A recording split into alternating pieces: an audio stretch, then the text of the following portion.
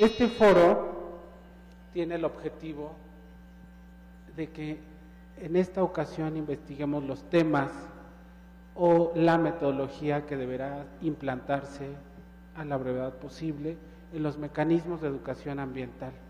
Tenemos preparado un programa para hoy y el tema es Educación Ambiental Detonante para México. Les dejamos claro también que Fundación Paz en Verde, en la realización de estos foros mes a mes, no tiene orientaciones partidistas ni religiosas, es un foro abierto dedicado principalmente a la ciudadanía, quienes hoy por hoy quieren sumarse a los esfuerzos y en las necesidades ambientales que la ciudad y el país requieren. La estrategia de estos foros va a ser integrar en la mayor de las necesidades a todos los sectores que desde sus respectivas trincheras quieran aportar para el desarrollo de estos foros y los programas que de ellos emanen. Vamos a iniciar esta ocasión con las lagunas de la educación ambiental.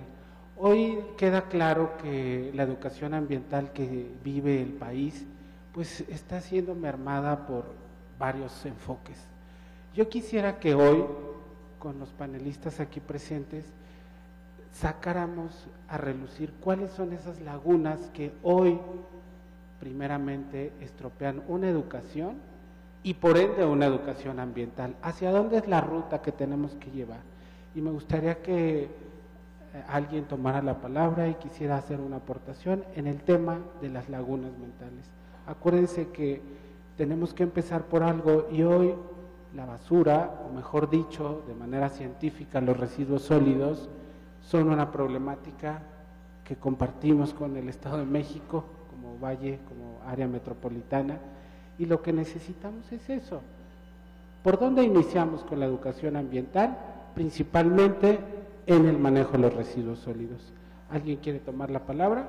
Bueno, muy rápidamente, partamos de dónde es la palabra educación y de cómo la mayoría de los seres humanos la hemos vivido. ¿Cómo la vamos viviendo? Primero con nuestros padres, primero en nuestra familia, primero cuando son nuestros primeros años, son los que nos enseñan a más o menos relacionarnos con el medio ambiente, comer, hablar y algunas cosas. Posteriormente a esa educación se empieza a complementar lo que llamamos la educación escolar. En la educación escolar es donde vamos recibiendo una serie de informaciones, una serie de instrucciones, una serie de preceptos y de valores que se supondría deberían de ser a lo largo de nuestra vida para cuando llegamos a la vida adulta poder enfrentar nuestra supervivencia, nuestro medio ambiente. Bueno, finalmente eso es la educación en general, o sea, sin tocar una u otra. En esa educación en general normalmente tiene que ir de todo, tiene que ir desde que tengamos que conocer cómo saludar, cómo decir buenas tardes, cómo decir cómo comer, cómo no comer en una forma que no debe de ser y finalmente pues también cómo me debo de relacionar con el medio ambiente. Aquí viene la laguna, como el caso que Cristian está diciendo, ¿qué tanto los padres actuales dentro de lo que son sus actividades toman en cuenta la laguna o más bien el espacio de lo que es la parte ambiental? Bastantes a veces tienen con la cuestión normal, común y corriente, lo que es la escuela, lo que es a veces unos principios de civilidad, porque finalmente si no tenemos ni suficiente principios de civilidad, los principios del medio ambiente pues también no están muy bien. Yo no me quiero extender porque les quiero dejar a los demás su comentario, pero veamos cómo desde dónde nace la educación y desde dónde deberíamos de irla ubicando la parte ambiental como la parte civil. Hoy tenemos una sociedad multicultural, diferentes etapas. ¿Quién es el autorizado para decir a qué edad debemos iniciar con la educación ambiental y a quién en la etapa adulta tendremos que apostarle? porque pues, son diferentes nichos, ¿no?, a los que hoy tenemos que apostarle a la hora de que hablamos de educación ambiental. Aquí en el expositor trae una experiencia que han venido haciendo, pero ¿por dónde vamos? Yo te doy las gracias, Cristian, y comentarle un poco retomando lo que sea acá, expositor. El problema de la educación ambiental es, y es el gran problema de la laguna ambiental, o de la educación ambiental, es cuando empezamos a tomar conciencia de que requeríamos educación ambiental. Quizá un poco, si vemos la cuestión histórica en nuestro país sobre todo, nos vamos a los años 60 y no teníamos esa conciencia de educación ambiental. Por consecuencia, un poquito hablar de la educación ambiental en la cuestión formativa, educativa, escolar, lo vamos a encontrar a partir de los años 70, pero de manera muy incipiente, ¿no? Todavía los que cursamos primaria en los años 80, sabemos que nos daban más bien algo así como ecología, pero no era algo sustentado en la educación ambiental. Contestando un poquito a la pregunta que tú hacías, ¿a qué edad y sobre cómo armar este esquema de la educación ambiental? Yo coincido totalmente, la cuestión educativa como formación inicial es en la casa, ¿no? Quizá estamos viviendo un tiempo interesante donde nuestros padres pues no tenían esa educación ambiental, no había esa cultura de reciclaje, no había todo lo que tenemos hoy a nuestro alcance. Por eso estamos un poquito viviendo esta parte de cómo rellenar esta laguna nosotros mismos, un poco en el invento, un poquito también en la praxis, y viendo que no solamente se trata de educar a los niños. Alguien por ahí decía, es muy difícil educar a los adultos. Sí, pero también es cierto que con que es un tema toral, y que si bien no los vamos a educar a todos, sí podemos tener una política de orientación hacia esta etapa de la educación ambiental. Creo que la laguna principal es, apenas estamos descubriendo, tenemos 30 años de haber descubierto que es un verdadero problema, y por eso iniciamos por ahí, ¿no?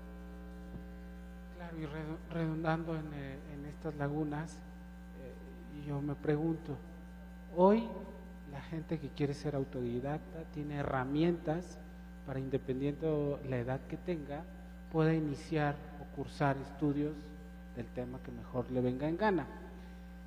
¿Cuál sería la principal objeción para que un adulto hoy por hoy, y de ejemplo me pongo a mí mismo, qué tan complicado o simple sería que la ducha la hiciéramos en 4 minutos, que es lo que deberíamos, y a veces nos excedemos, o qué tan fácil o complicado es saber qué es un orgánico de un inorgánico? Yo me pongo a pensar, la gente que pues que a lo mejor tiene otras prioridades en la vida, ¿cómo le entra el tema? ¿Cómo le entra el tema?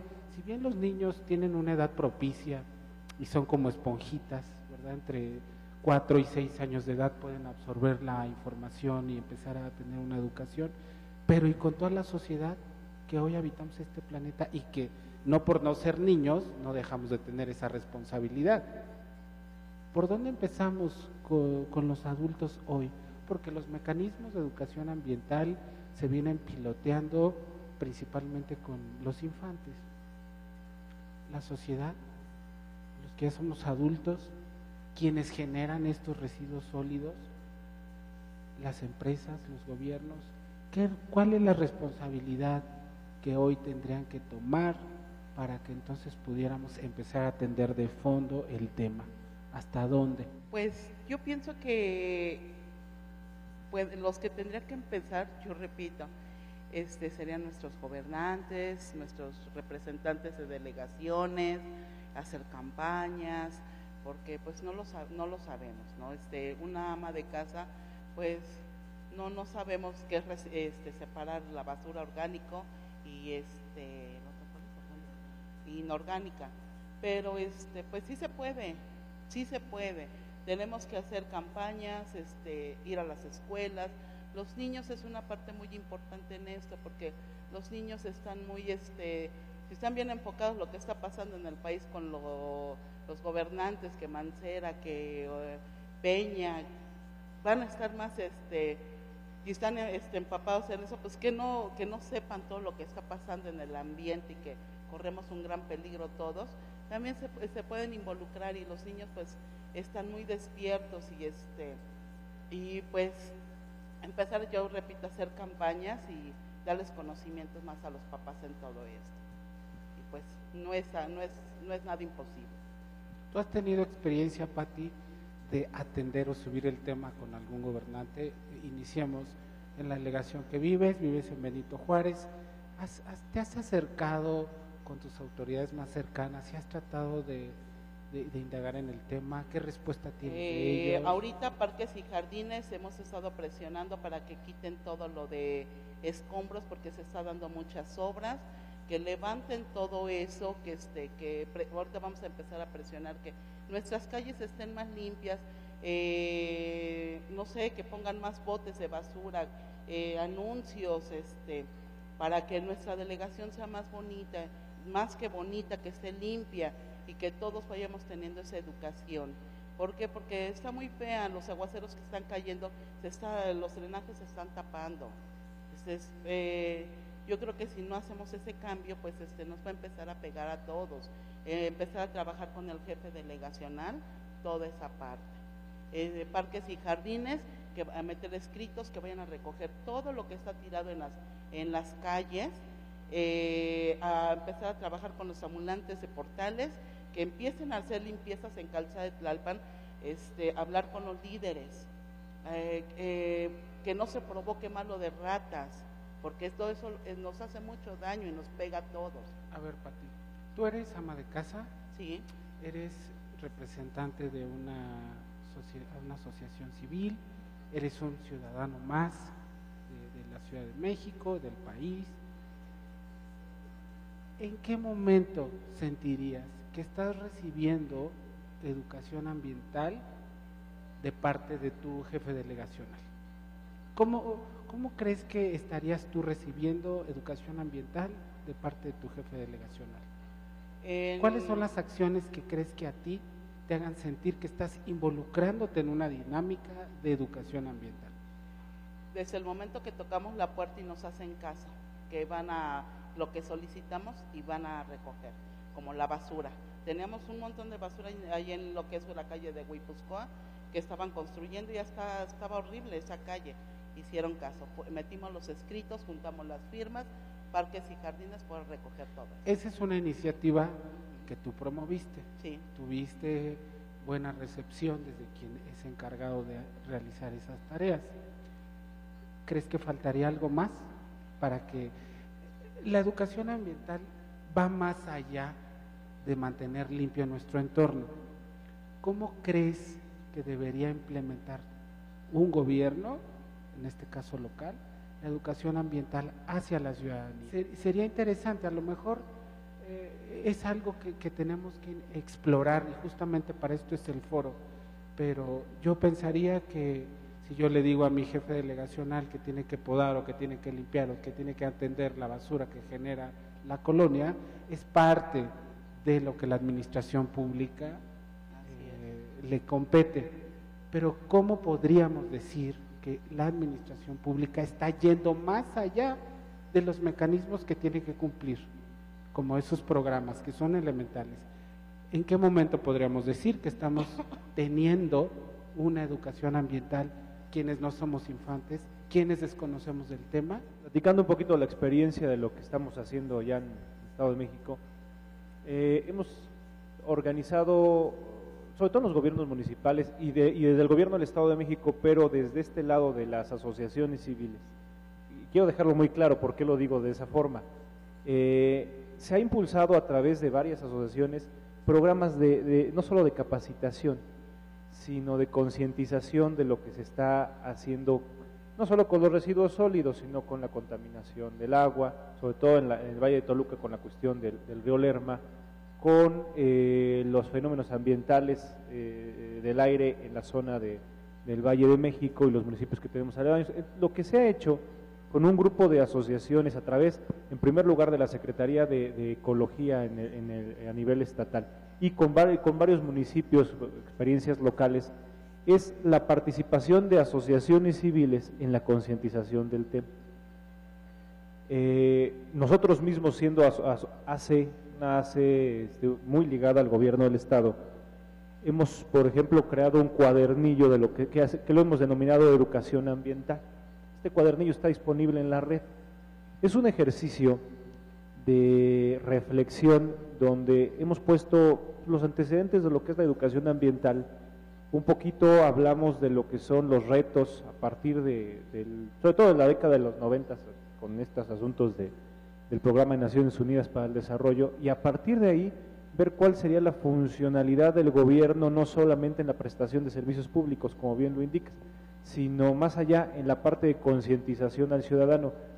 Nosotros, al estar un poco en medio entre la ciudadanía y el gobierno, a veces tenemos que defender a las autoridades locales, ¿no? Pues no pueden hacer todo. Ahí es donde salen las organizaciones no gubernamentales, ahí donde nos han ayudado muchísimo, porque ellos han hecho programas que el gobierno impulsa para este proceso de capacitación. Desgraciadamente, y aquí está el pero, pues no a toda la gente le interesa, a pesar de que es un tema bastante importante, ¿no?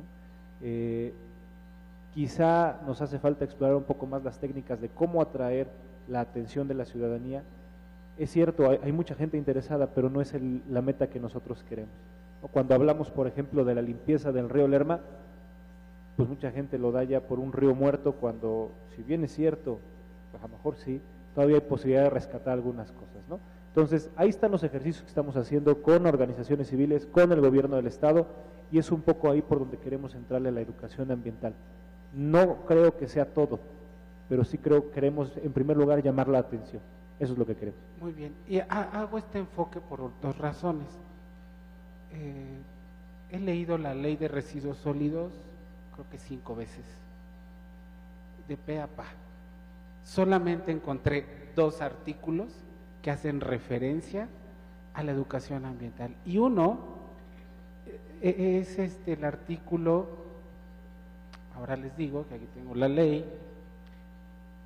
el artículo 11, en la fracción sexta, y hace relación a que es la Secretaría de Medio Ambiente del DF la encargada de promover la cultura, educación y capacitación ambientales, así como la participación del sector social, privado y laboral para el manejo integral de los residuos sólidos. Ese es uno.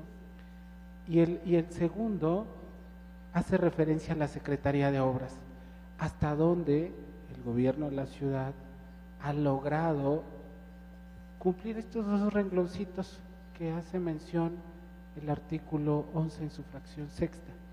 ¿Cuáles son los mecanismos que ha implementado y cuáles son las estadísticas que nos hablan de los avances? Porque a lo mejor este argumento de pues la ciudadanía no le interesa hoy, porque hay un desconocimiento. A lo mejor hay un desconocimiento de la gravedad del problema. ¿Será que habría que reformar nuestras leyes y subirlo, no solo una promoción, sino una ley que involucre y si no penalice a quien no cumpla a lo mejor los estándares de esta educación ambiental? Porque si no, ¿a dónde nos vamos a dirigir? ¿Y en cuánto tiempo vamos a ver resultados? ¿Cómo vamos a medir el progreso de lo que se está haciendo? Hoy no conozco a grandes rasgos lo que la comisión ha venido haciendo en temas ambientales, medio ambiente. ¿Tú pudieras indagar, ayudarnos a conocer un poquito más, Gabriel, de lo que la comisión ha venido haciendo en relación a su competencia normado por la ley? Bueno, Cristian me está preguntando sobre la Comisión de Residuos Sólidos de Gestión Integral de la Ciudad de México. Esta comisión, encabezada por el licenciado Fernando Menéndez y que depende directamente del jefe de gobierno, es una comisión coordinadora, no es una comisión ejecutiva, es una comisión que coordina las diferentes entidades que tienen que ver con residuos sólidos, llámese medio ambiente, llámese Secretaría de Obras, llámese hasta el sindicato de salud, lo que sea.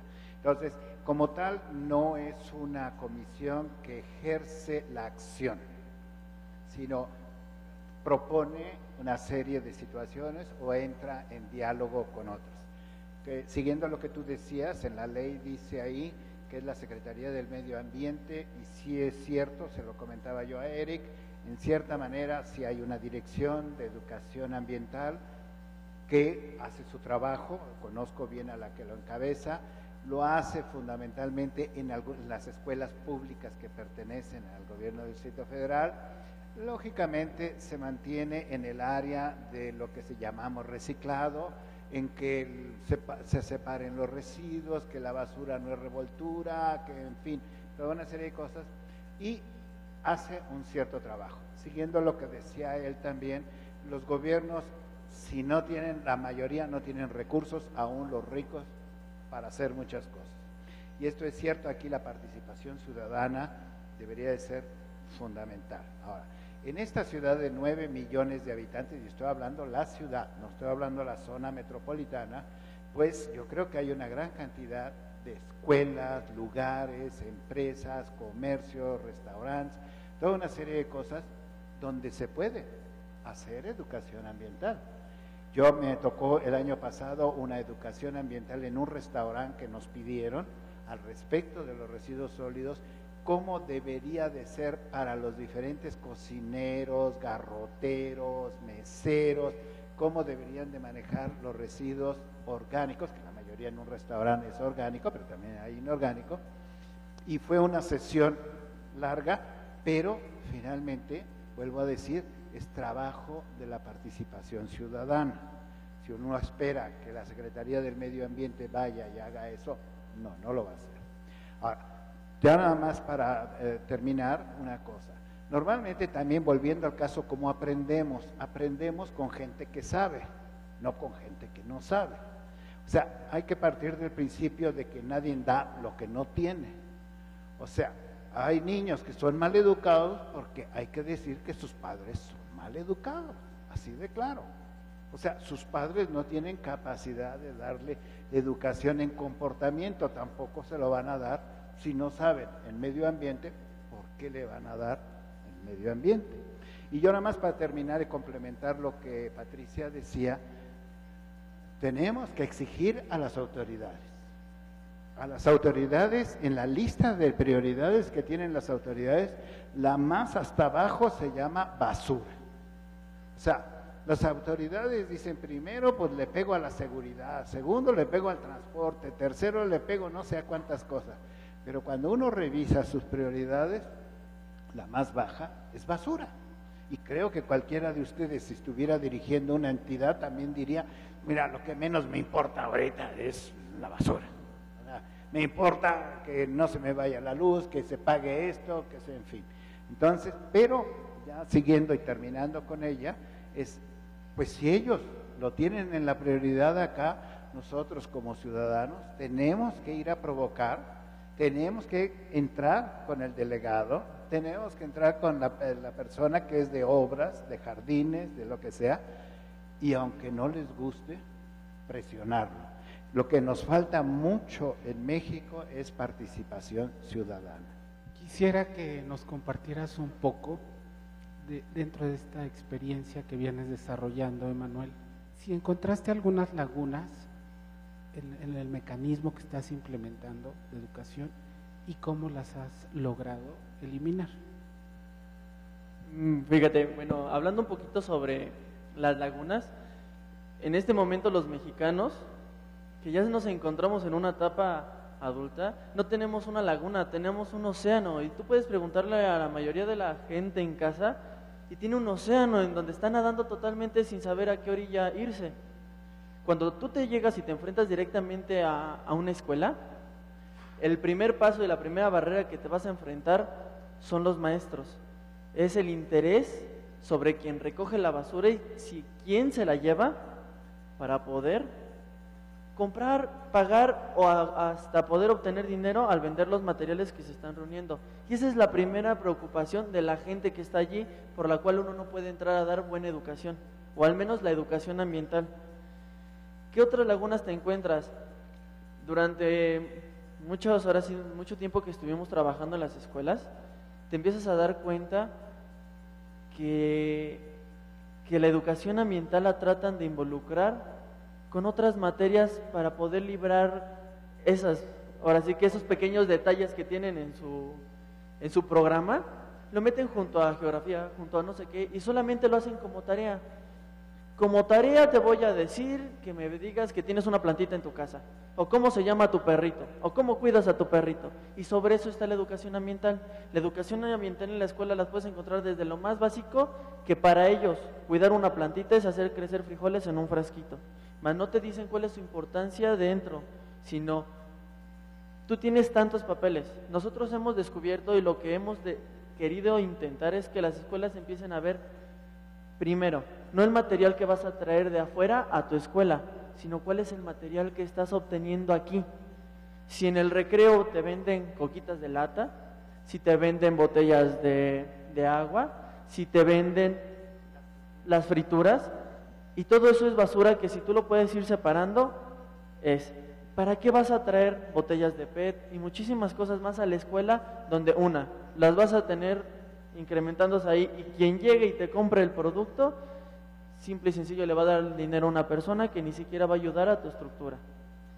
A los niños los únicos que le estás enseñando es que esto es un negocio, más no que es una educación, y lo que nosotros, que es por su beneficio. De hecho, uno de los problemas y de lo que les pudimos enseñar a los niños de sexto grado en la escuela donde estuvimos trabajando, es que ellos se pusieran a ver solamente en una semana cuánto papel sacaban sobre el que cortan, tiran, arrancan de sus cuadernos, el cual pudimos haber conseguido hasta 12 kilos por semana, de solamente los grupos de sexto, y eso estamos hablando de 2 grupos, A y B. Y eso sin haber contado los grupos desde primero, que cortan mucho más, que pegan mucho más, y así. Solamente de 2 grupos se pueden juntar hasta 12 kilos a la semana. También se obtuvo que podíamos juntar hasta 3 o 4 kilos de Tetra Pak. Y se les enseñó a los niños que había diferentes técnicas, que del Tetra Pak se reutiliza lo que es, se consigue el papel reutilizable, y sobre eso podían hacer sus murales, sus periódicos murales. O sea, podemos decir que por cada periódico mural que hacen cada lunes los niños por las festividades o porque tienen alguna fecha importante, pueden llegar a gastar de 1 a 2 kilos de papel. Y desde ahí se empieza la educación. Si no empiezas a ver qué es lo que estás gastando y cómo lo estás gastando, entonces no puedes enseñarles cómo van a poder, lo que se dice, las 3 R's, reducir. Primero, antes que nada, es reducir, más que empezar a utilizar más. Otra de las cosas que nosotros descubrimos dentro del manejo de los residuos sólidos es que a un niño le preguntabas, ¿cuántos envases de PET consumes a la semana? Y te decían, pues nosotros compramos 5 a la semana. Pero como ahora los profesores les piden 1 kilo para un punto, ahora ellos ya compran 10 o 20. Entonces, ¿dónde están reduciendo? ¿En dónde estás reciclando? ¿Y en dónde les estás enseñando a los jóvenes a que de verdad deben de aprenderlo? A que de verdad el reducir es el desde, si yo lo consumo, lo uso, o si no puedo o si no debo de consumirlo, simple y sencillo no lo voy a hacer. Y dentro de las lagunas es eso. En la educación de las escuelas, simple y sencillo, como dice la Secretaría de Educación, puede dar los programas. A veces el problema es, yo reduzco las horas de este programa y puedo abarcarlas a más matemáticas, que a veces les cuesta más, metiéndolo como una tarea. A veces esa es la mayor laguna, que los maestros no ven que es una necesidad ya esto ambiental, sino que solamente lo ven como un problema que ahorita les quita tiempo de sus demás materias. Ahora, retomando esta parte de tu comentario, ¿en qué momento tendríamos que y quiénes tendríamos que hacerlo? La metodología de la educación que hoy se imparte, la educación oficial, debe de contemplar en qué nivel de importancia la educación ambiental, porque ahorita acabas de tocar un punto interesante. Si de pronto se les presiona a los sindicatos o a los maestros que viene la prueba de PISA y que para ver cómo están siendo evaluados sus alumnos, lo que más les va a importar es que saquen un 10 en matemáticas, pero no están enfocándose en algo que a lo mejor no es tan tangible hoy, pero que lo estamos viendo que va a ser un caos en futuro. ¿A dónde tendríamos que abordar allí? Y antes de pasar esa pregunta, quiero presentar aquí a Rubén Cervantes, presidente de la Asociación Ecología para el Campo y la Ciudad. Hoy por hoy el tema de esta educación ambiental viene teniendo estragos, viene teniendo estos vacíos, estas lagunas. Ustedes como practicantes o que se han enfocado a desarrollar este mecanismo, háblenos de ese mecanismo. ¿Cuánto tiempo les ha llevado estructurar esa metodología? ¿En qué consiste? ¿A cuánta cantidad han logrado llegar y convencer y educar? ¿Y cuáles son las escalas de seguimiento de esa evaluación que ustedes están teniendo con los alumnos? ¿Nos puedes hablar un poquito? Pues mira, nuestra asociación, mi asociación que se llama, la asociación que se llama Bioinfo Maya, ahorita está constituida principalmente por ocho biólogos, un psicólogo y una abogada, de los cuales está enfocado a nivel primaria. Nosotros hasta el momento llevamos trabajando en este proyecto, o hasta que pudimos hacerlo, llevamos casi 2 años, en el cual ahorita hemos podido trabajar solamente con una escuela para poder estandarizar y poder ir aplicándolo y antes que nada tener los resultados que son los necesarios. Ahorita pues todavía estamos esperando algunas escuelas, pero los resultados son muy importantes y son muy significativos. ¿En qué consiste? Estás piloteando entonces, ¿no? Ahorita ya terminamos de ¿En qué consiste esa pilotear. metodología? Mira, la metodología se trata de que el primer paso es llegar y decirle a las escuelas que este proyecto es suyo, que nosotros solamente somos un apoyo, somos quienes van a poder llegar, darles ese pequeño refuerzo que tienen y sobre eso ir monitoreándolos y apoyándolos. ¿A qué se refieren? Nuestra sociedad, nuestra asociación es una asociación que se dedica a la educación ambiental a nivel primaria, a través de 4 cursos, los cuales le van a dar diferentes puntos de vista de su distinto ambiente. El primer punto es lo que son el manejo de los residuos sólidos, y esto de los residuos sólidos tiene que ir por distintos niveles. El primer grupo que más nos importa y más nos enfoca son quintos y sextos. ¿Por qué? Porque son aquellos grupos que ya son aplicativos, que ya empiezan a hacer todas estas acciones a través de su sociedad, mientras que de primero a 4º grado nosotros tratamos de darle las bases. ¿Qué es esto? ¿Cómo se maneja? ¿Y dónde lo debes de tirar? ¿Dónde tiene que ir? Pero no metiéndote, es número 5, es un PET de aleación, no. Sí, porque un niño no lo va a decir. Un niño no le va a entender. A veces de quinto o de 6º grado, hasta eso todavía sigue impactando. Nosotros lo que tratamos de hacer es una evaluación principal. ¿Por qué? Porque si no hay una evaluación principal dentro de este ámbito, no sabes a dónde llegarles a los niños, no sabes con qué empezar a explicarles. Esta evaluación va a hacer que las escuelas, sepan en qué nivel de educación ambiental están sus alumnos. 2, nosotros empezamos a dar cursos. El primer curso es el de manejo de residuos sólidos, en el cual se les van a estructurar algunos depósitos donde ellos van a empezar a practicarlo. Como todo, si empiezas a practicar de donde no hay nada, hay fallas, y eso se va a ir solucionando a través. Y empezando con los niños de primer grado es que cuando ellos lleguen a 6º, su nivel de educación ambiental dentro de su escuela al menos pueda ser elevado. El segundo tema es plantas.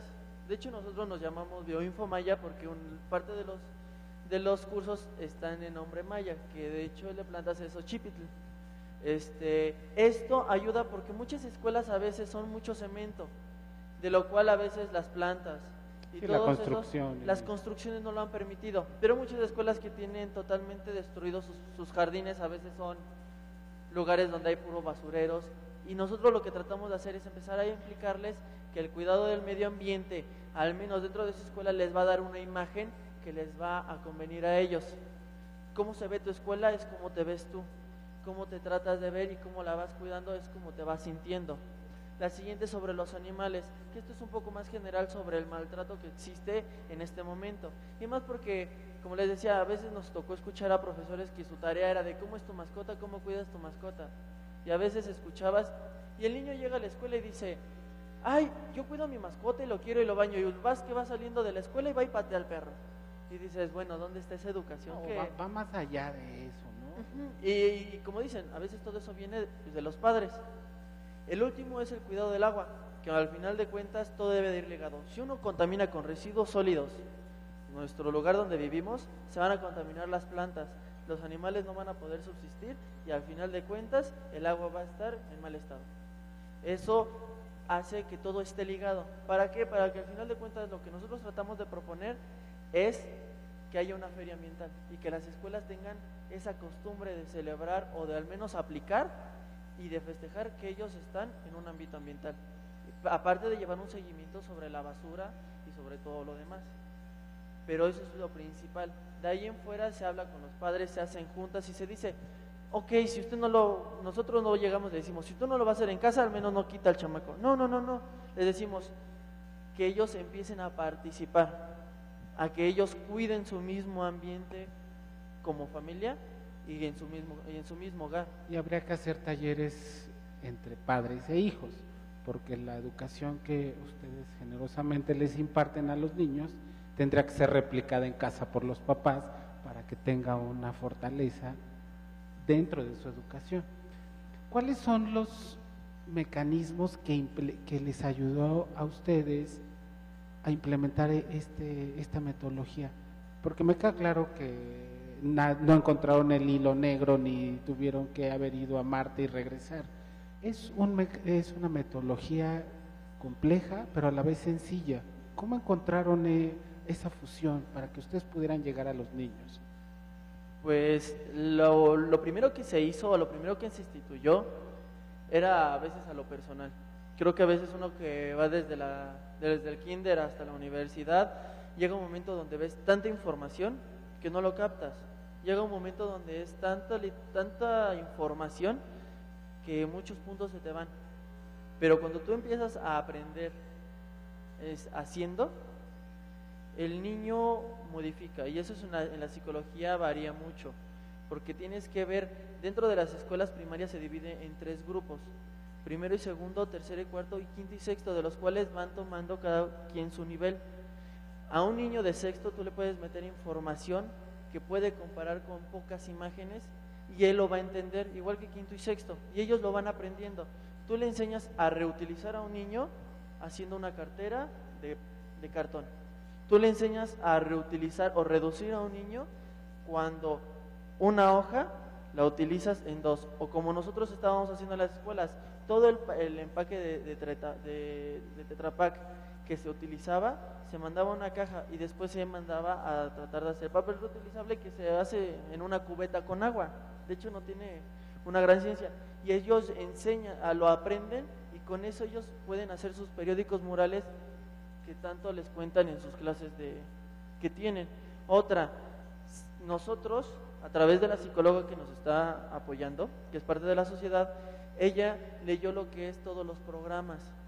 ¿Por qué?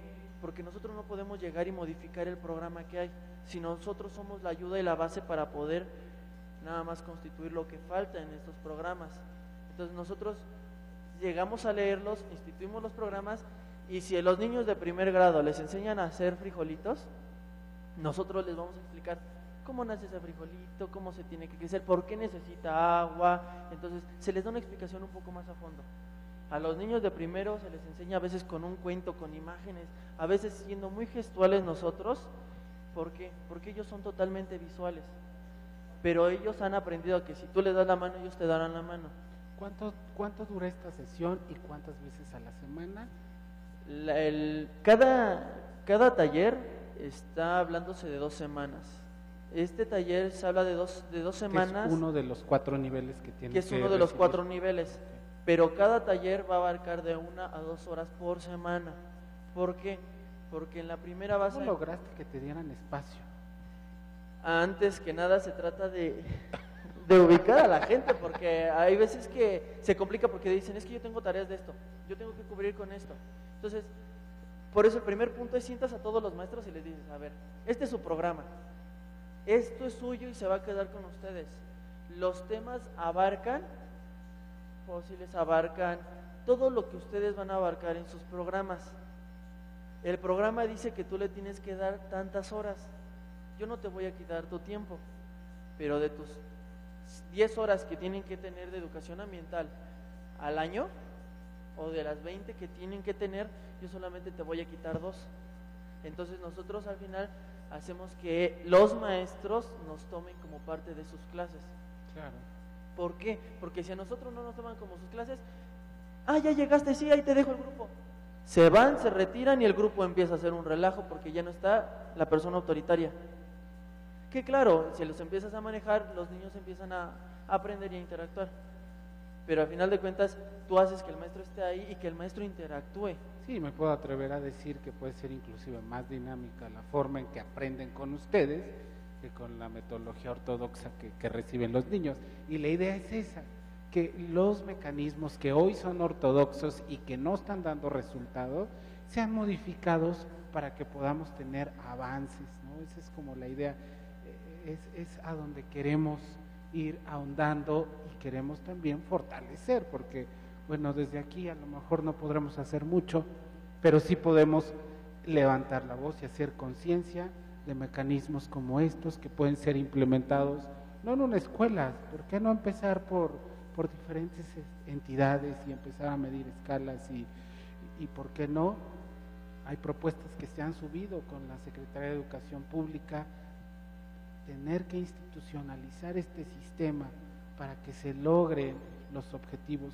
Los resultados que vamos a tener como sociedad el día de mañana, pues yo creo que van a ser muy gratificantes si ponemos nosotros nuestro granito de arena. Vamos a pasar al siguiente punto, porque el tiempo avanza, y es ¿cuál es la etapa propicia de iniciación y o el contexto indicado para compartir o implementar esta educación ambiental según el contexto mexicano? Porque hay otros modelos en otras partes del mundo, pero tomando en cuenta el contexto mexicano, ¿cuál es la edad propicia? ¿Ustedes se han puesto a pensar o saben cuál es la edad idónea para compartir la educación ambiental? Hola, buenas tardes. Mi nombre es Carlos Ramírez. Y pues bueno, yo creo que la edad propicia,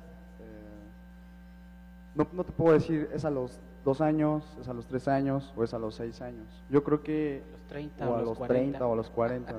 O a los 25, etcétera. Es muy variable. La experiencia que yo he tenido, ahorita yo que estoy viviendo estoy muy cercano a mis primos, a mis primitos y así, y edad tienen 4 años, 5 años, 6 años. Todos están aprendiendo lo que ven. Nosotros, como dice el compañero de Bioinfo, Maya, ahora sí que para los más pequeños es más visual, ¿no? Van a aprender lo que ellos vean. Todo lo que ellos estén observando es lo que ellos van a estar repitiendo, sea bueno o malo. Ellos todavía no saben distinguir esa gran diferencia. Entonces, todo empieza en casa. Uno empieza a ir a la guardería, al preescolar, primaria, que es ya el área que ustedes que están abarcando. Yo en lo personal no recuerdo haber tenido en la primaria, mucho menos en la secundaria y en la preparatoria, alguna información de educación ambiental. Bueno, pues fueron otros tiempos, no soy tan... No, y está chavito. Sí, ¿no? y, o sea, entonces todavía no hay esta información tan a la mano. Uno tiene que, ahora sí que es más como empirismo, lo que uno vive, pues se empieza a dar cuenta, ¿no? Si le gusta, hay gente que ya está acostumbrada a ver la calle repleta de basura, ya no dice nada. Ya estamos acostumbrados a vivir así. Por ende un infante lo ve y crece viendo esas cosas como normales. Normal, ajá. Entonces, bueno, todo va de casa. Me encantaría que quizá en las materias de civismo, ciencias naturales, se pudiera allí abarcar ahora sí que abordar el tema, pero bueno, si lo pueden abordar desde primero de primaria, eso está excelente. Ya en secundaria, pues uno ya empieza a crear más conciencia. Inclusive debe ser un poquito más científico, pensaría yo. Sí, claro. Ya uno que ya tiene biología en la materia de biología en la secundaria, yo también no recuerdo haber, bueno, si acaso nada más la contaminación, un poco de ecología y ya. O sea, tampoco no hay como mucho interés quizá de los profesores. En la preparatoria, pues menos. Ya fue para mí, bueno, en mi caso, ya fue, o sea, yo empecé a ubicar, por ejemplo, la contaminación también que muy grande, la de las colillas de cigarro, yo la empecé a ubicar ya en la preparatoria. Entonces ya en la universidad ya fue cuando empecé a ver que estaba abordando el tema. Pero bueno, entonces yo pienso que se debe de abordar desde casa, la escuela, como fomentar la educación, el gobierno también se debe de encargar para la gente que ya no está en la escuela, para la gente que está en el transporte público, entonces también, o sea, sí hay información, pero falta información. Ahorita por todos los problemas que hay de gobierno y todo esto, la gente no está tan preocupada por esto, está más preocupada en quién va a ser nuestro presidente, quién nos va a estar gobernando y todo esto, entonces hay un poco quizá de desinterés ahorita hacia eso. Y pues bueno, también algo que a mí me encantaría de lo que estabas mencionando hace un momento de las leyes, o sea, que si hubieran reformas, porque me encantaría que pues ahora sí que toda la contaminación que se genera pues es de los residuos sólidos, estamos de acuerdo, botellas de PET, bolsas de papitas, etcétera, ¿no? Todo. Me encantaría que existiera una ley que obligara a las empresas, que son las que ahora sí que generan el producto, que se encargaran de ellas mismas del mismo problema. O sea, yo te compro tu botella, ahora yo te la retorno y pues hazte cargo, ¿no? Y los podemos Ahí está la ley de responsabilidad extendida, ¿cierto? No. O sea, un retorno, una ley que hable como del retorno del producto. Pasa en España con el cuento. Eso ya hay en otros países que ya se está llevando a cabo. Ahorita vi hace poco una empresa que te paga 25 centavos por cada bolsita de papitas que tú le lleves, ¿no? Tendríamos que preparar el kit completo, porque hoy no tenemos a representantes de la iniciativa privada, pero la postura de ellos es, sí, hasta cierto grado. Necesito ver que el gobierno esté haciendo programas de educación ambiental y necesito ver que la ciudadanía también tenga un compromiso. Sí, es un compromiso que tiene que ser de todos. Es una ecuación que tendríamos que formular o algo sí, así, buscar la implementación ya. Algo que ya me gustaría agregar ya para terminar es, por ejemplo, compañero, bueno, para el compañero de Bioinfo Maya, que, bueno, yo le he visto que si nosotros quitáramos el término de de nombrarlo como basura, porque cuando alguien te dice esto es basura, ya sabes que esto ya no te sirve y lo eliminas. Basura, esto es basura, y todo lo generalizamos. Entonces yo siento que desde ahí ya estamos empezando mal, desde nombrarlo como basura. Yo pienso y opino que si nosotros lo mencionáramos en vez de que es un recurso, siendo que nosotros si lo separamos, deja de ser basura, ya se convierte en un recurso. Yo no le veo nada de malo a que alguien pueda obtener cierto ingreso al poder estar recolectando lo que ya está tirado, dejando de, ahora sí que reducir, dejando de comprar o consumir, o reutilizar la botella, rellenándola, por ejemplo, y pues recoger lo que hay en la calle, y porque pues ahora sí que hay recursos y dinero tirado en la calle, así literalmente. Y pues nada más eso es lo último que quisiera agregar, quitar el término de basura y optimizarlo como un recurso. Bueno, primero contestando la pregunta que tú hiciste, es cuándo debería de empezar la educación ambiental. Debería de empezar como todas las educaciones, desde niños, desde bebés, desde que mamá empieza a enseñar a caminar, desde que no rompa las plantas, desde que no haga las cosas. Ahora, los que vivimos en otra generación, y no les voy a decir de cuántos años tengo, en aquellos años, como decía él, el medio ambiente era inacabable, no se iba a acabar nunca. Por lo tanto, en aquellos tiempos, la verdad, la educación ambiental era poca, aunque los papás que eran conscientes sí no las daban, ¿no? Eso cambió totalmente y va el crecimiento exponencial de la población, pero de los problemas. De tal manera que los problemas ambientales son tan graves hoy que ahora sí las acciones hay que tomarlas muchas. Por lo tanto, una es desde que nacen los niños debería de ser, pero los que ya estamos adultos también nos tienen que enseñar ahora. Y también el que está joven y el que está adolescente y el que está cada uno a su nivel. ¿Por qué? Porque esto hay que llevarlo todos en el camino. ¿Okay? Por lo tanto, la educación ambiental debería de ser parte de la escuela, parte de los programas de la escuela, debería de ser dentro de los programas de la SEP y de las escuelas privadas, así debería de ser, pero también como ya muchas empresas lo están haciendo, incluyendo hasta Telmex y todas ellas, es lo que se llama responsabilidad social, en la cual yo también a mis empleados les indico y les digo y les pongo, y pero siempre la educación ambiental debe de estar acompañada de mecanismos, no funciona mágicamente porque yo crea las cosas. No poniendo basureros se resuelve la vida de los residuos sólidos.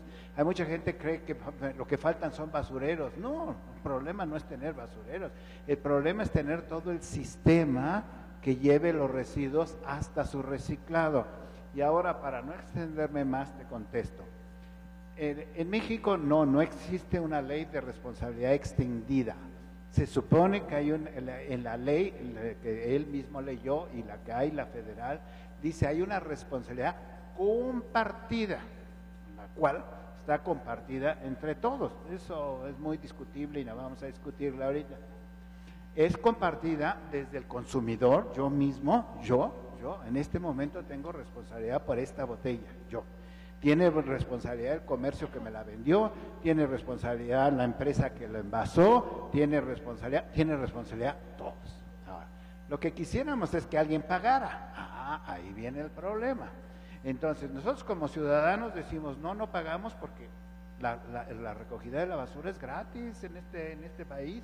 No sé si ustedes saben que el artículo 127 dice claramente que los municipios tienen obligación de recoger la basura gratis. Así dice la Constitución, pero la verdad, ¿es gratis? ¿Es gratis? No, nada es gratis en esta vida, nada, absolutamente nada es gratis. Lo pagamos o vía impuestos, lo pagamos vía propina, lo pagamos 20,000 cosas.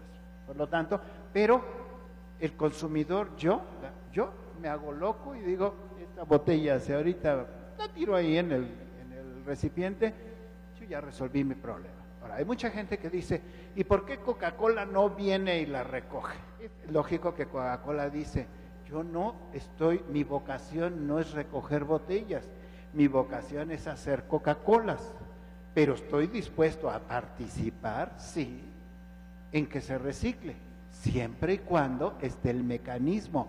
¿Y sabían ustedes que en México no hay mecanismo para reciclado? ¿Y saben por qué? Porque la basura está secuestrada. La basura está secuestrada. ¿Y saben por quién está secuestrada? Por el servicio de limpia, así de fácil. Una vez que nosotros pusimos la basura en el camión de la basura, es de ellos la basura. Ellos son los propietarios de la basura. Ellos deciden qué se recicla y qué no se recicla. Y lo demás se va. Y nada más para terminar, en el caso de tu inquietud, porque yo he estado mucho tiempo en esto del reciclado, nada más de PET, de la resina PET en México, se consumen más de 780,000 toneladas al año, entre todo lo que son bebidas. ¿Y cuánto creen que se recicla? Se recicla el 16% máximo, y no pasa de ahí. ¿Y saben quién lo recicla? Los camiones de basura y unos cuantos barrenderos que andan en las calles pepenando. Ok, la mayoría de las empresas que reciclan PET están hambrientas. Es más, ¿saben dónde se va ese 16%? Se va a China. Porque los chinos sí saben para qué sirve el PET reciclado, es ropa. El PET sirve para textiles, es poliéster, así se llama. En realidad el nombre del PET es poliéster. Entonces, finalmente, si nuestros mecanismos creemos que los resolvemos poniendo botes de basura como los recipientes que hay aquí en el centro histórico, que para sacar la basura, no sé si se han fijado, que están hechos de fierro fundido, pregúntenme quién va a sacar la basura de ahí, quién se la va a llevar y por qué no se la llevan, porque no tiene valor.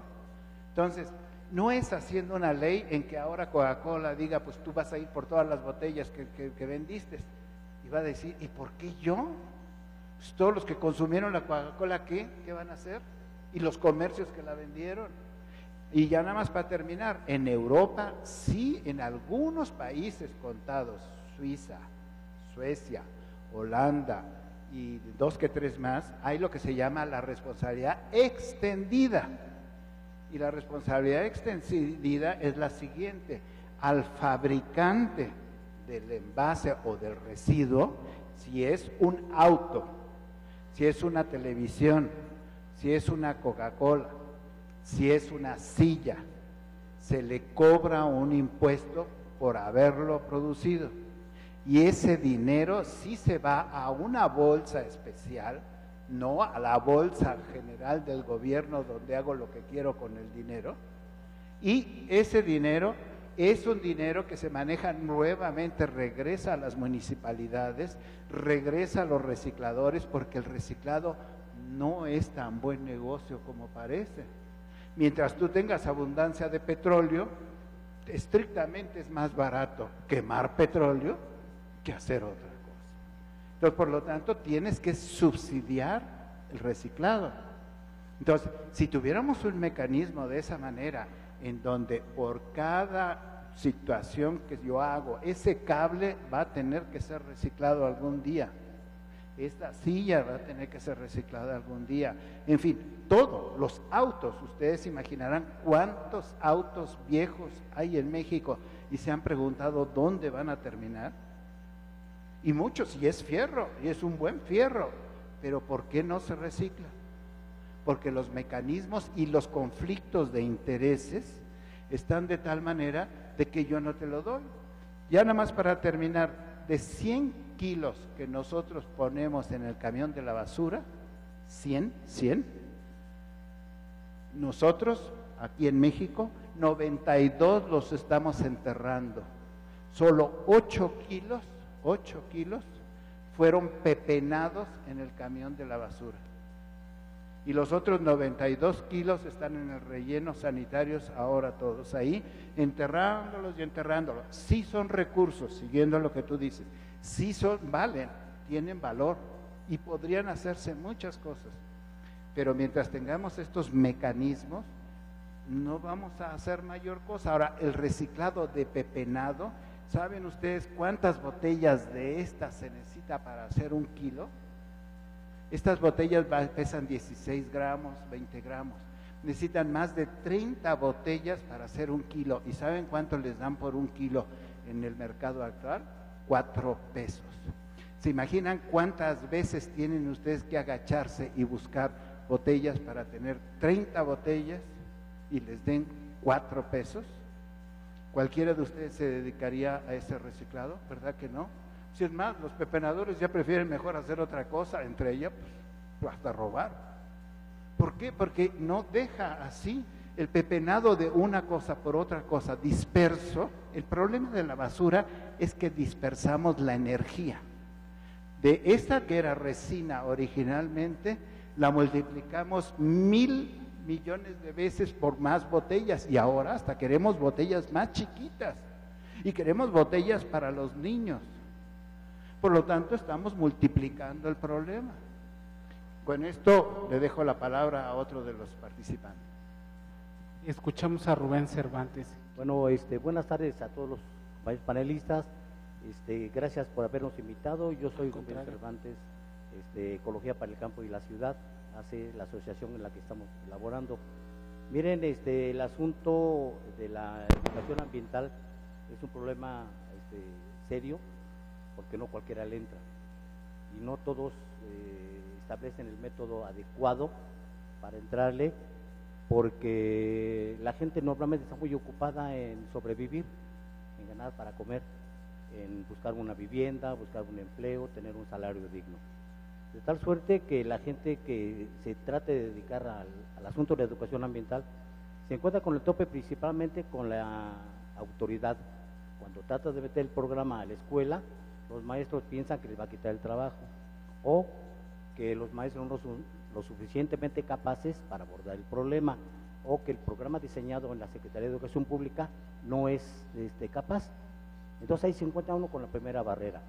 Nosotros tenemos 20 años en ese asunto, hace un año más o menos lo conformamos como un ACE y nosotros desarrollamos un método más sencillo, que es hablar con la gente directamente. Por ejemplo, en un taller mecánico, si vamos a un taller mecánico y vemos que el maestro mecánico, el aceite que le quita al carro lo pasea al drenaje, ¿es un problema o no es un problema de contaminación? Por supuesto. Si vamos a platicar, por ejemplo, con la gente que vende los tianguis, dejar la basura expuesta, ¿significa o no significa un problema? Para las inundaciones, por ejemplo, ¿no?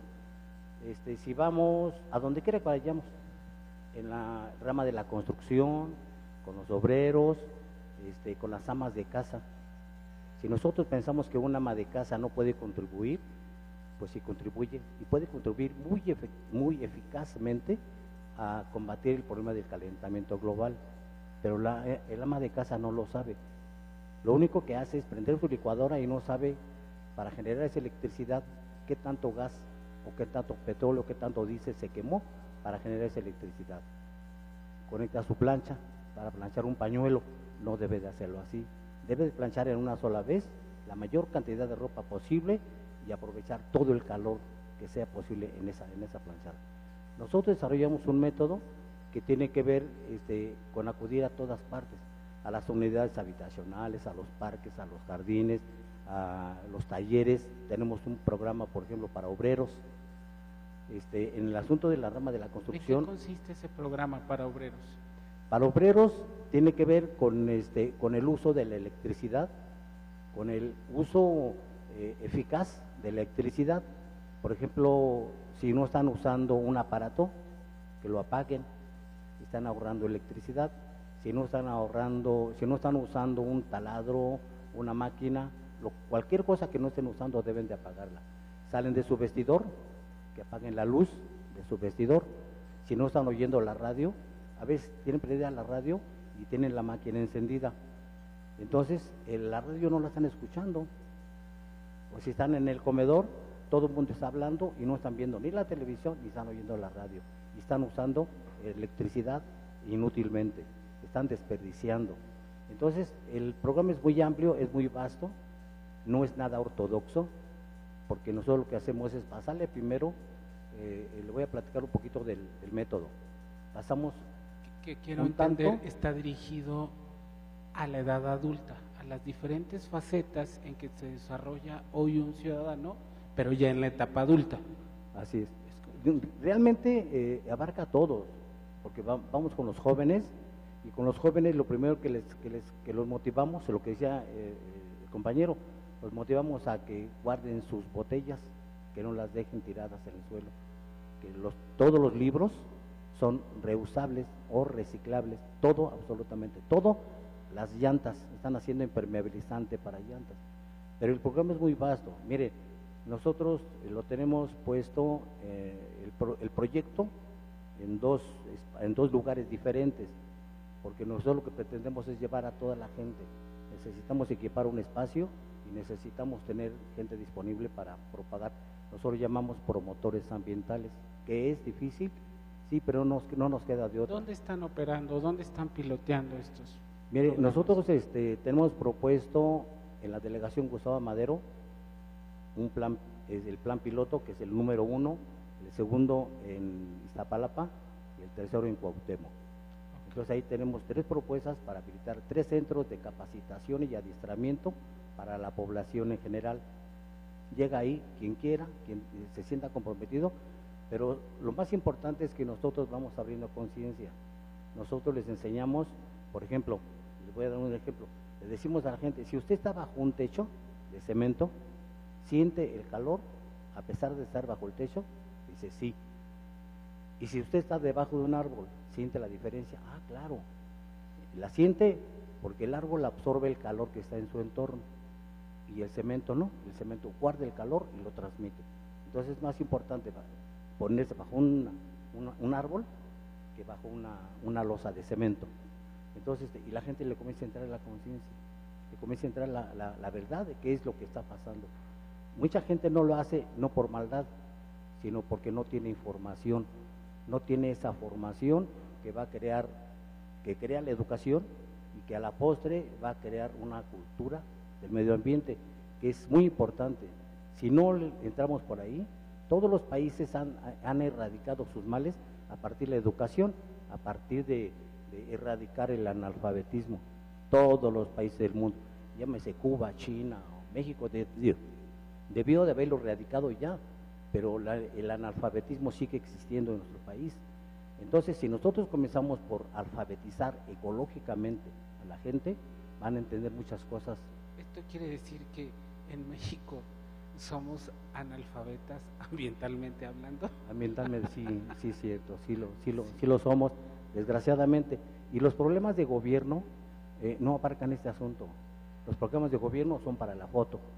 El día del árbol, la foto, sembrando un árbol, el día paseándose en bicicleta y después, nada, un total abandono. Los partidos políticos tampoco les interesa. Hay un partido que se dice que es de color verde, pero no lo es ni de pensamiento ni de acción. El programa de este Don partido Rubén, no lo hace. Usted dígame brevemente, ¿cuál es la etapa? Me comenta usted que lleva 20 años desarrollando conciencia ambiental. En estos 20 años de experiencia, ¿cuáles han sido los mejores resultados en la conciencia ambiental y en qué edad en particular? A lo mejor eso nos va a permitir a hoy levantar un diagnóstico con la sociedad que tiene México hoy, en qué diferentes facetas debemos de empezar con la educación ambiental. Mire, la mejor experiencia la tuvimos en Nesa, de Zabulacoyo, en la colonia donde comenzamos a platicar, hoy se llama la colonia Israel. ¿Hace cuánto tiempo? Hace 20 años más o menos. ¿Y con qué edad es una colonia que usted la puede visitar y cuando menos, cada 2 casas tienen un árbol. Para nosotros esa ha sido la mayor experiencia. En donde estamos habitando actualmente en Gustavo Madero, cuando menos cada persona, cada socio tiene un árbol. Y ese es algo que nosotros consideramos como un logro, porque la gente no... Que no es nada más tenerlo, sino es cuidarlo y procurarlo. Claro, porque la gente normalmente va y lo siembra y luego se muere de sed. Nosotros enseñamos a la gente a que debe de seguirlo cuidando. Me parece que había un programa en donde tú siembras un árbol y el gobierno te apoya, y luego después de 2 años le demuestras que lo has cuidado y que sigue dando sombra, te vuelve a apoyar. No sabemos si sea cierto, pero lo sabemos. Entonces sí pensamos que esa es la única manera.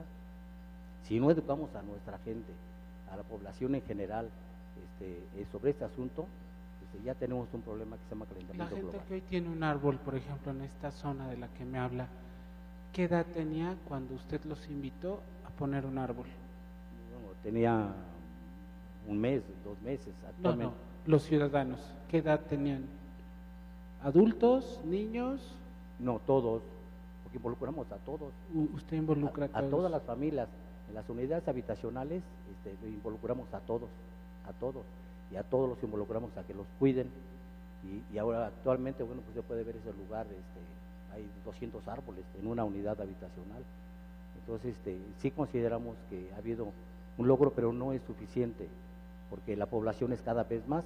El principal problema de la contaminación es la sobrepoblación, y de la sobrepoblación el peor problema es que ninguno tiene información de qué cosa debe de hacer.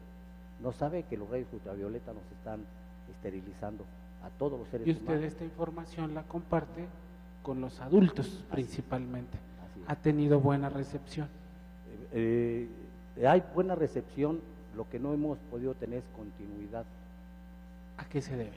Porque la falta de apoyos de las instancias, de las instituciones, la falta de apoyos del gobierno, la falta de apoyos de los políticos. Lo que humanamente se tiene que hacer como ciudadanos, ¿hasta qué grado han podido avanzar? En cuanto la gente tiene disposición, cuando la gente tiene tiempo, se avanza. Pero después, como ya no le damos continuidad, es como si usted va a aprender la tabla. ¿En qué consistiría esa continuidad que usted cree que se le debería dar a esa tarea que ya se inició? Debe de ser constante. Debe ser constante, como del kinder a la universidad. Debe ser año tras año hasta que se crea la costumbre, hasta que se quede en la mente, en la conciencia de la gente que debe de cuidar lo que existe a su alrededor. Si se le olvida, la gente se ocupa de cosas más importantes, que es comer y vivir. Entonces el objetivo en estos mecanismos que usted ha venido implementando sería encontrar cuál es la forma en que hacemos un cliché en las emociones de nuestros ciudadanos, porque imagínese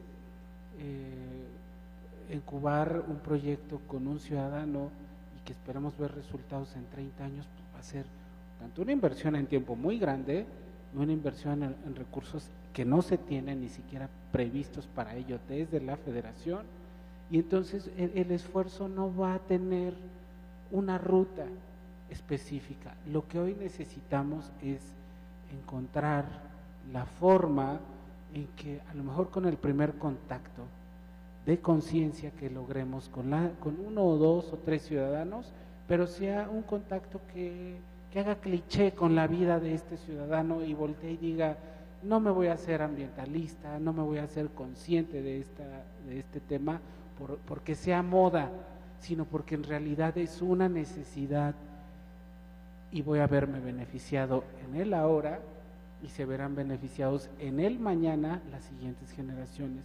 Es allí donde creo que tenemos que empezar a abordar y empezar a encontrar, porque si no los esfuerzos van a ser vanos y va a venir, vamos a poder reunirnos en 20 años y decir, bueno, se hizo esto, se hizo aquello, se hizo acá, pero ¿y qué fue de aquella primera entrevista o aquel primer contacto que tuvimos con ese ciudadano al que quisimos compartirle esa conciencia ambiental? Creo que habría que analizar ahí dónde y cómo, a lo mejor en un primer contacto podemos hacer que la gente se encauce en la necesidad del cuidado del planeta y lo que hoy nos tiene aquí, como el foro lo dice, cómo puede ser esta educación ambiental un detonante para México. Hoy nuestro país desafortunadamente tiene muchos retrasos y si nos metemos al tema educativo escolarizado, pues también tendrá sus retrasos cuando nos damos una introspección. Por eso hace rato tomaba el término que si en México somos analfabetas ambientales, pues a lo mejor la respuesta es sí, pero ¿cuánto tiempo queremos seguir siendo analfabetas ambientales? Yo creo que las ganas, muchos las tenemos de dejar de serlo. ¿Cuál es el mecanismo que tenemos que implementar? Pues principalmente, si algún gobierno no nos está dando el resultado, tenemos que, como sociedad, ver por dónde tenemos que empezar a indagar y no esperar que segundas o terceras partes vengan y nos digan o nos den, porque entonces la responsabilidad propia va a quedar como en el aire. Y hoy lo que tenemos que hacer es que sí, esta educación ambiental debe ser fundamental para la vida de cada uno de nosotros, pero no solo en alguna faceta de nuestra vida, sino en todas, porque todos proyectamos tener una vida de 80 o 90 años, si bien nos va, pero y en el tema ambiental lo contemplamos también hasta ese periodo en que vamos a morir. Pues creo que tendremos que ir por allí.